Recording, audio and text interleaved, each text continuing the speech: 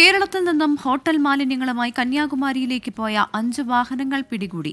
9 പേർ അറസ്റ്റിലായി. തമിഴ്നാട് പോലീസിന്റേതാണ് നടപടി. MG പ്രതീഷ് തിരുവനന്തപുരത്ത് നിന്ന് ചേരുകയാണ്.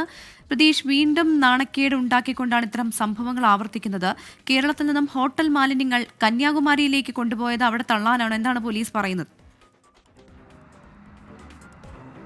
പ്രവിത, നേരത്തെയുണ്ടായ അനുഭവങ്ങളുടെ പശ്ചാത്തലത്തിലാണ് തമിഴ്നാട് പോലീസ് ഈ അതിർത്തി മേഖലകളിൽ നിരീക്ഷണം ശക്തമാക്കിയത്. ഇതിന്റെ ഭാഗമായാണ് ഈ കേരളത്തിൽ നിന്നുള്ള ഹോട്ടൽ മാലിന്യങ്ങൾ തമിഴ്നാട്ടിലേക്ക് കടത്താനുള്ള ശ്രമം ഈ പോലീസ് തടയുകയും ഈ വാഹനങ്ങൾ പിടിച്ചെടുക്കുകയും 9 പേരെ അറസ്റ്റ് ചെയ്യുകയും ചെയ്തിട്ടുള്ളത്. കന്യാകുമാരി മേഖലയിലേക്കാണ് ഈ കേരളത്തിൽ നിന്ന് ഹോട്ടൽ മാലിന്യങ്ങൾ കൊണ്ടുപോയത്. ഈ വെള്ളറട പനച്ചമൂട് ഭാഗം വഴി കന്യാകുമാരിയിലേക്ക് കടക്കാനാണ് ഇവർ ശ്രമിച്ചത്.